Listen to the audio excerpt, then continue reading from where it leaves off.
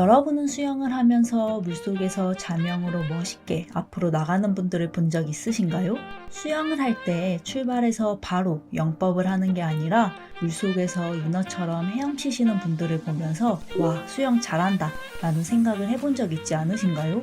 이번 영상은 스윙 클래스를 시청해주시는 많은 분들의 수영 실력을 한층 더 올릴 수 있는 방법을 설명드리려고 합니다. 수영 실력이 쑥 올라갈 수 있도록 영상을 끝까지 시청해주시고 구독과 좋아요도 부탁드립니다.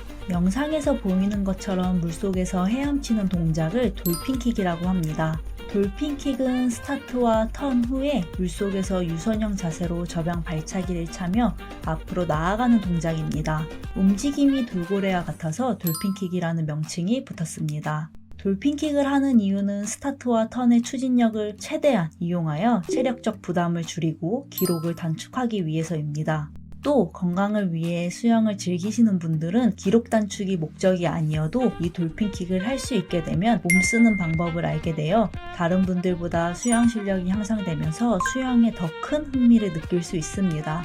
영상에서는 돌핀킥을 잘 찰 수 있는 핵심 포인트와 연습 방법을 설명드리겠습니다.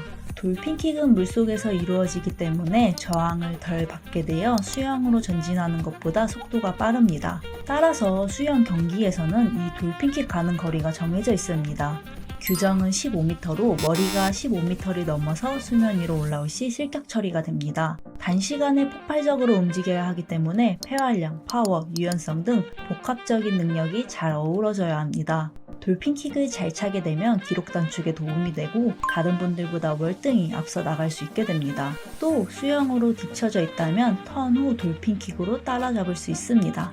돌핀킥은 저병 발차기를 할 수 있으면 쉽게 이해하고 따라할 수 있습니다. 저병 발차기가 자연스럽게 된다면 다음으로 유선형 자세를 잘 만들어야 합니다. 유선형 자세는 저항을 최소화하는 자세이기 때문에 유선형 자세가 되지 않은 상태에서 돌핀킥 연습을 한다면 체력 소비만 할 뿐 추진력을 얻을 수 없습니다. 그만큼 돌핀킥을 잘 차기 위해서는 유선형 자세가 중요합니다. 유선형 자세를 얼만큼 잘 만드느냐에 따라 저항을 덜 받을 수 있습니다. 유선형 자세에 대한 기본기와 저병 발차기 차는 방법은 스윙 클래스의 이전 영상에서 설명드렸기 때문에 스윙 클래스 유튜브를 참고하시길 바랍니다. 여러분이 보기에는 돌핀킥을 찰 때 다리 힘으로만 찬다고 생각하실 수도 있는데 돌핀킥을 잘 차려면 코어에서부터 힘이 나와 다리로 연결되어야 합니다. 위에 보이는 사진처럼 유선형 자세를 만든 다음 코어와 허벅지에 강하게 힘을 주며 움직입니다. 이때 주의할 점은 상체를 고정해야 합니다. 머리가 움직이거나 손이나 팔을 이용해서 돌핀킥을 차게 되면 몸이 중심을 잡지 못해 저항을 많이 받고 다리에 힘이 전달되지 않습니다. 돌핀킥을 잘 차기 위한 핵심 포인트를 정리해보면 첫 번째는 유선형 자세를 잘 만드는 것이고 두 번째는 코어에서부터 힘이 나와 다리로 연결되어 강한 킥을 차는 것입니다. 이때 주의할 점은 머리가 움직이거나 손이나 팔을 이용해서 돌핀킥을 차면 안 된다고 했습니다. 자, 그럼 돌핀킥 연습 방법을 설명드리겠습니다. 우선 유선형 자세로 얼마나 멀리 갈 수 있는지 연습합니다. 벽을 차고 나서 수면 위로 떠오를 때까지 유선형 자세를 유지합니다. 처음에는 몸의 움직임이 흔들리실 겁니다. 중심이 흔들리는 것은 자연스러운 현상이니 걱정하지 않으셔도 됩니다. 중심이 잘 잡힐 때까지 연습해 주시면 됩니다. 유선형 자세가 유지되지 않으면 돌핀킥을 찰 수 없으니 이 과정이 가장 중요합니다. 물속에서 유선형 자세가 잘 유지되면 돌핀킥을 찹니다. 처음부터 돌핀킥을 빠르게 차려면 자세가 망가질 수 있습니다. 처음에는 발차기의 움직임을 최대한 크게 움직이면서 3번 차고 수면 위로 올라옵니다. 쉽게 생각하면 저병 발차기를 최대한 크게 찬다고 생각하시면 됩니다. 3번이 쉽게 되면 1개씩 개수를 늘려가면서 연습합니다. 크게 움직이는 게 자연스럽게 되면 돌핀킥을 작게 찹니다. 10번 이상 찰 수 있도록 3번부터 1개씩 횟수를 늘려가면서 연습하세요. 돌핀킥을 크게 차는 것과 작게 차는 것을 연습했다면 이제 자신에게 맞는 발차기를 찾아야 합니다. 중간 정도의 움직임이 적절합니다. 너무 크게 차면 스피드가 나지 않고 작게 차면 움직임에 비해 앞으로 나가기가 어렵습니다. 적절한 크기로 다리를 움직여야 합니다. 이 부분은 개개인의 차이가 있기 때문에 많은 연습을 통해서 감을 잡으셔야 합니다. 마지막으로 15m 거리에 맞춰서 연습합니다. 보통 수영장 레인에 빨간색으로 표시되어 있거나 깃발이 설치되어 있습니다. 돌핀킥을 몇 번 차야 15m 이전에 수면 위로 올라오는지 세면서 연습합니다. 본인만의 돌핀킥 수를 알았다면 수영 동작과 이어서 연습합니다. 돌핀킥은 수영 동작과 자연스럽게 이어지는 게 중요합니다. 속도가 줄지 않는 지점에서 수면 위로 올라오면서 수영 동작과 연결해 보세요. 이번에는 집에서도 돌핀킥에 도움이 될 수 있는 연습 방법을 알려드리겠습니다. 제가 앞에서 돌핀킥을 잘 차기 위해서는 코어의 힘이 중요하다고 했습니다. 그래서 코어 운동 3가지를 알려드리겠습니다. 첫 번째는 V시덥입니다. 돌핀킥을 차는 것과 같은 부위의 근육들을 강화하기에 좋은 운동입니다. 15개씩 3세트 반복해줍니다. 두 번째는 슈퍼맨 자세의 운동입니다.